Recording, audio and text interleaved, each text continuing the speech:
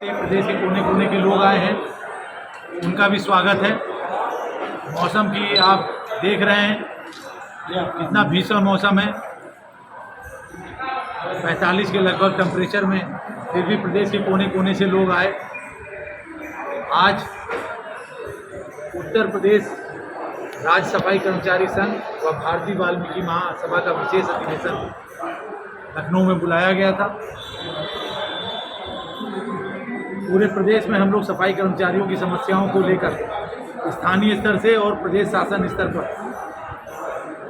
सरकारों तक अपनी बात रख चुके हैं, लेकिन दुर्भाग्य का विषय है वर्तमान में जो सरकार चल रही है उसके 5 साल पूरे हो चुके पिछले वर्ष, और नई सरकार का भी 1 साल का लगभग समय हो रहा है। इन 6 सालों में सफाई कर्मचारियों की कोई भी समस्याओं का निराकरण नहीं हुआ। हमारे संविदा के कर्मचारी जो 2005 से लगातार काम कर रहे हैं, आज तक उनको नियमित नहीं किया गया। यदि उनके साथ कोई दुर्घटना घट जाती है तो उनकी विधवा को नौकरी नहीं मिलती, उसके बच्चे सड़क पर आ जाते हैं। वहीं जितने भी हमारे ठेके के सफाई कर्मचारी हैं, श्रम विभाग 6-6 महीने के अंतराल में एक वेतन का आदेश जारी करता है और उसी वेतन के आदेश के आधार पर नगर विकास विभाग उस आदेश को अंगीकार करता है और आउटसोर्सिंग ठेका कर्मचारियों का वेतन उसके आधार पर पूरे प्रदेश में लागू होता है। लेकिन दुख के साथ आपसे कहना पड़ रहा है कि वर्तमान में 374 रुपये का आदेश इस लखनऊ राजधानी में नहीं लागू है। प्रदेश की कई छोटी छोटी नगर पालिकाओं में लागू है, लेकिन जहां मुख्यमंत्री बैठता है, जहां प्रमुख सचिव बैठता है, जहां डायरेक्टर बैठता है, वहां पर 374 का वेतनमान नहीं मिल रहा है ठेके वाले कर्मचारियों को। वो इतने अल्प वेतन में अपना कैसे परिवार पाल रहे हैं, आप सब समझ सकते होंगे। तो आपके माध्यम से हम सरकार से अपील करेंगे कि प्रदेश के सफाई कर्मचारी जो आपका परिवार का हिस्सा है, सदस्य है, उसके लिए भी पेट की रोटी की व्यवस्था की जाए। जो उसके जायज़ हक हैं वो हक दिए जाएं, और अगर हमारे हकों का कुठाराघात किया गया, हमारी बातों को अनसुना किया गया, तो मजबूरन हम लोगों को आंदोलन का रास्ता अपनाना पड़ेगा। हम लोग आज माननीय सरकार के प्रतिनिधि के रूप में अनूप वाल्मीकि जी आए थे, हमने उनको अपना ज्ञापन सौंपा है, सरकार तक अपनी बात पहुंचाई है। और इसके साथ साथ आज इस लखनऊ की सरजमी पर भारतीय वाल्मीकि महासभा का गठन भी हुआ है, जिसकी जिम्मेदारी मुझे अध्यक्ष के रूप में मेरे साथियों ने दी है।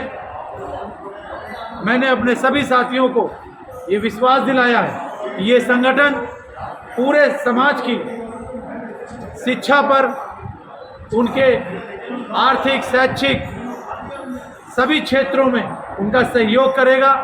हमारे पढ़े लिखे जो बच्चे हैं, उन्हें कहीं कोई कठिनाई आ रही है, उनकी मदद करेगा।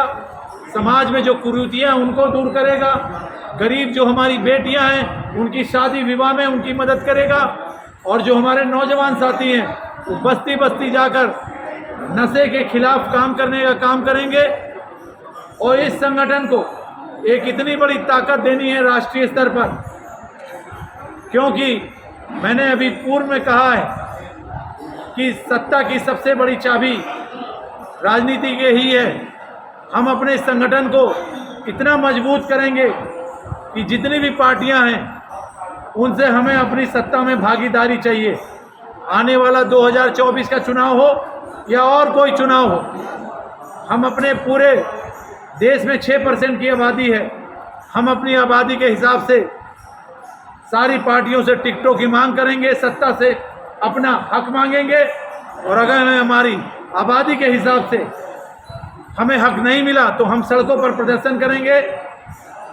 जैसा कि सभी लोग कह रहे हैं कि जातियों की जनगणना होनी चाहिए, हम उसका भी समर्थन करते हैं, क्योंकि सबको पता चलना चाहिए कि हमारी संख्या क्या है, वाल्मीकि समाज की आबादी क्या है, जाटव समाज की आबादी क्या है, खटिक समाज की क्या आबादी है, कोरी समाज की क्या आबादी है, पासी समाज की क्या आबादी है।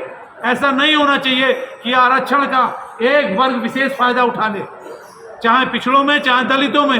आपने देखा है जो जातियां मजबूत हैं वो सारा आरक्षण का फायदा उठा लेती हैं और कमज़ोर गरीब जातियों को आरक्षण में फ़ायदा नहीं मिल पाता।